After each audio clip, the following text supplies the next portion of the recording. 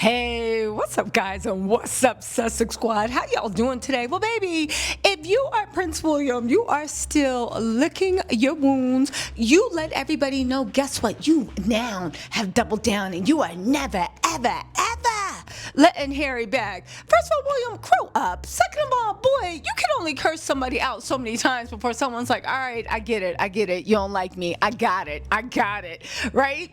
Baby, Harry ain't thinking about you. At least I hope not. Now, here is one interesting piece of news that has come up, and the sexists have not swatted it down at all. I mean, part of it could be this is such a dumb rumor. They're just rolling their eyes. But the other part is, what?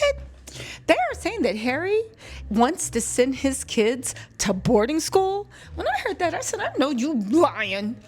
Harry wants to send his kids to boarding school on Salty Island, where Will and Kate run everything. I know I can't. And here's the thing. When I say they run everything, not in the real circles, but in the whole Eton boarding school, Marble College. You mean the kids at the monarchies act like they don't even want to exist? I don't know what they feel personally, but that's the way they seem to act to me.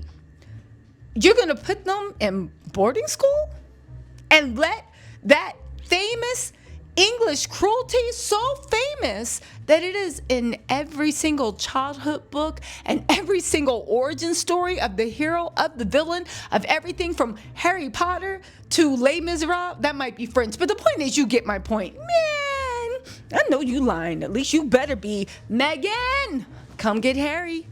Come get Harry. I know you had a good time in boarding school, I suppose. But then again, Harry said he didn't even really have a good time in boarding school. But that could be because of what was going on with Diana. But listen, first of all, let's get into this mess where William's saying he will never, ever, ever, ever, ever. William, shut up. Nobody cares. This was news 6 years ago. We get it. You hate him.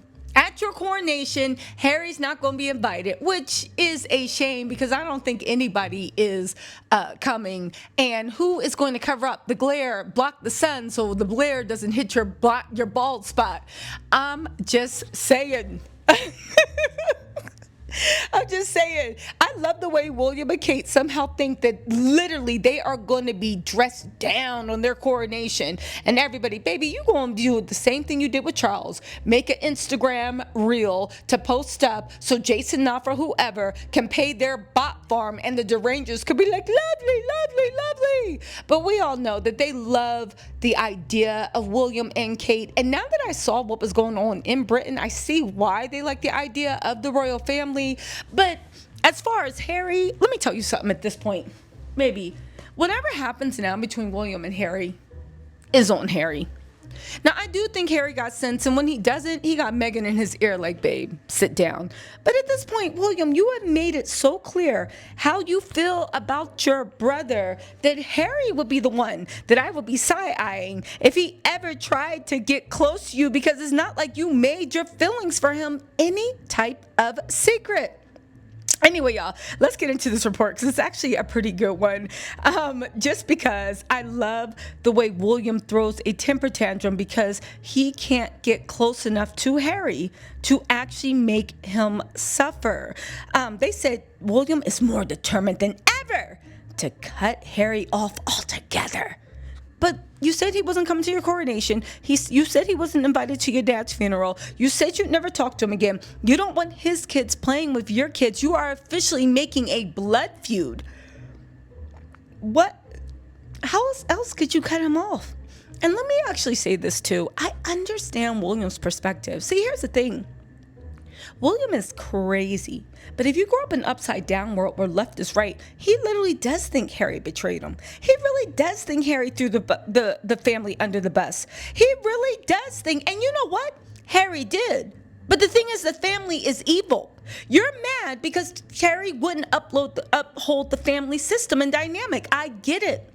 But the family system and dynamic was toxic. And that's what Harry needs to realize. They have a reason to not like you in their minds, and it is valid in their minds, but you are speaking with people that have a completely different value set than you. So you know that old saying, and Harry, Meghan, please embroider this over on a pillow that Harry lays his head in. What's up, Sussex Squad? By the way, if I haven't said hi to y'all, I will never care about your booze because I see what y'all clap for. Even on YouTube, when people be writing think pieces about me while I'm laying on the beach, why would I care if you boo me? Because I've seen what you applaud for. I've seen what you clap for. We are not the same. Anyway, let's get into William's week 3 of useless threats. Prince William has doubled down on his resolve to cut Harry out of his life in the wake of his brother's clearinghouse reapproachment with the king. It's been exactly a year since the Sussexes launched Operation Bring Harry Back In From the Cold. Since the Sussexes launch? Who wrote this? Hold on. Oh, is this Katie Nichol?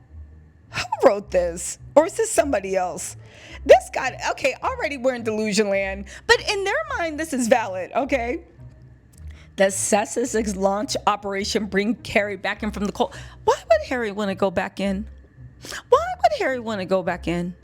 Even what's going on in the garden, why? When he can just live his life, take surfing lessons, like the fact that they think lining up for events and doing fake smiles and all this stuff is really changing something, that's how you know they miserable. Bring Harry in from the cold. And while the Duke's 12-month strategy has come to fruition with his father, he is no closer to contact with his brother. Indeed, Harry's success in the UK last week means the future king is burning with a renewed determination to rid the monarchy of the Sussexes for good. William is back at the point where if you mention Prince Harry in his presence, he would throw you out of the room.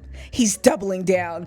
Yo, they just admitted in writing that William is very, very, very, very, very jealous of Harry.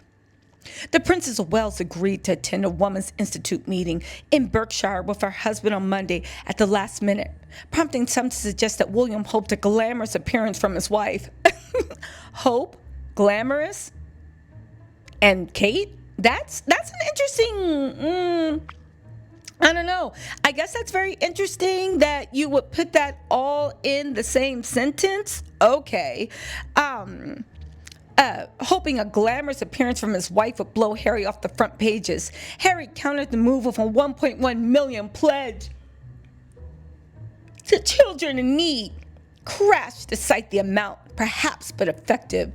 Let me get this straight. So it's crash for you to actually let people know as a rich person how much you're donating, but it's all class for William and Kate to show up, do nothing, and then say, oh, we made donations in private, but yet at the end of the year for taxes, nobody sees the donations. Man, get out of here. A day later, Harry met his father at Clarence's house for the first time in 18 months. Harry's breathless schedule during this week-long presence in the UK, followed by a trip to Kiev, provided some healthy competition for William. Healthy competition? Healthy competition? I'm confused. Did William make an entry? Because I didn't even see his entrance. What was he doing? This is the first time I've seen him work since February. Charles may welcome having Harry nipping at his brother's heels, for it could prompt the Prince and Princess of Wales to up their game by carrying out more of those small-scale events we saw last week, the type that they would prefer not to do, but which are essential to the public's perception of the monarchy. Without the future king and queen doing the rounds, it falls to Charles to pick up most of the slack, and it has been noted that oh my God. Despite his battle with cancer, he carried out official engagements on 175 days during the past 12 months. Over the same period, William clocked in a 68 future engagements. You know what? I know people look like, oh, William, how could you do that to Charles? But Charles knows that he could bring in Beatrice, Eugene. I'm sure there's other royals in the wings.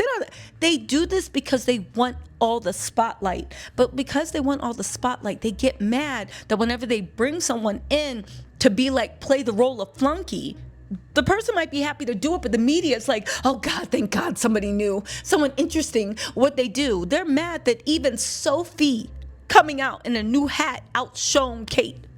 That's the issue. And again, I don't care that Charles has all this and he did 175 engagements. That was your choice. This is what you bartered for. This is what you fought for. This was the deal. Y'all was literally kiki and cheers when you ran Harry out of the UK. And now you got William, and you mad that William is the same person he was before, during, and after? Okay. Charles may welcome having Harry. May welcome, please. And Charles was probably so jealous that Harry got all that attention from the media. William was more determined than ever to cut Harry off altogether. It infuriates William that Harry has pulled off a 12-month master plan to ingratiate himself. To who? To who? To who? The British public? They never stopped liking him. So I'm confused. Ingratiate himself to who? His father? William, man, worry about booking your trip to Turkey. Darling, hold my hand. Nothing beats a JetBlue holiday. And this week, a family of 4 can fly to Turkey, Istanbul. You know what for. The pair had a long tempestuous relationship, at least to run up to Megxit in 2019. The brothers came to blows in Nottingham Cottage on the grounds of Kensington Palace, and Harry ended up shoved to the floor, cracking a dog bowl. Palace aides are said to be anxious that William's doubling down mentality marks a setback for him personally. And here comes the truth. Every time they write some BS about Harry, they let the truth about William slip in. Listen to this, right? For some time now, William's anger has cooled to the point of indifference over his brother, which was healthy for his mental well-being. Which leads me to think that William is obsessive rageous, and it's healthy that he can let go. How come you don't have enough happiness in your life that you can't just let it go? If out of sight, out of mind. William had got to the stage where Harry was a non-person. He had fallen so far beneath his radar as to have disappeared from his mind altogether. It can be good that William has gone back to that point where he would throw someone out that he would throw someone out at the very mention of Harry's name. The phrase non-person was coined by the Queen Mother to refer to people whose names cannot be mentioned by friends or aides in her presence, like that of her brother-in-law, Edward VIII, whose abdication forced her and her husband, who became George VI, to become king or queen. With Harry, a non-person, safely 5,000 miles away in California, people around William felt no need to bring up Harry's name. All that was shattered by the appearance last week. Now Harry's back. Back in the UK, back at Clarence House, back in touch with his father, and back into the subject line emails. Why are you so obsessed with me? First of all, this lets me know that even the Queen.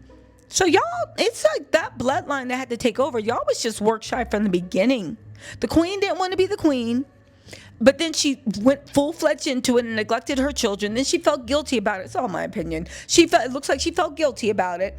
Then she overindulged William because the Queen had a fantasy that she could have raised her young family and been a family man and just been in love with Philip. So she literally I think overindulged William and Kate, no, enjoy your family because once you're king and queen, it's over. And, maybe she feels guilty about the way she didn't give her own kids a lot of attention. So she's like, no, F this crown. You work out, but you didn't realize that William doesn't have your work ethic. And William's not in love with Kate the way you were with Philip. And William is not you. And you were so overindulgent. And now William thinks it is his destiny to take over $1 billion fortune, take a paycheck every year, and still not do anything. Except take your time, literally probably on your burner account, posting nasty comments to Sussex Squad on the internet. Life comes at you fast. Again, now, so is this a threat to Harry that he better keep a low profile or William's going to be gunning for him? Another source said William originally went through all the stages of grief over his brother. When they first fell off, he went to Balmer and went off his food. Just before the Oprah chat screened, he wept. Then he turned to anger. And then that stage was over. He simply compartmentalized it all and moved on. He never expected to be regularly in the same postcode as his brother again, like he was last week. So William, honestly, he is the king of England. I guess he believes from the hills to the sea, everything you see is his. But William, are you serious? Man, which makes me think, how much, that doesn't make sense, because if you really had just written him off, then how did you infiltrate his charity? Why were you always competing with him Every time he stepped out the house, every time they did a trip to Colombia or Nigeria, whatever. Why did you do all that stuff? If you had written him off and he was a non-person, boy, shut up. We're talking about Megan is Kate's mood board. Everything Harry does is your mood board. Listen, again, something is going on. The Brits are happy to have Harry back. William is in meltdown mode. Man, Megan's as ever part. As much as they want to talk about, oh, Megan didn't even place in the top 10. As ever, I think that show is a foray into marketing goods and alcohol and all that other stuff. And as ever seems to be selling really, really good. And if Megan is getting into alcohol money, if she comes out with a tequila or an aperitif or something and comes out for a whole range, baby, they're going to be set for life. Anyway, y'all, let me know what you think in the comments about this nonsense. It is more nonsense, but nonsense it is. Anyway, y'all, let me know what you think in the comments. I'll talk to y'all later. Bye.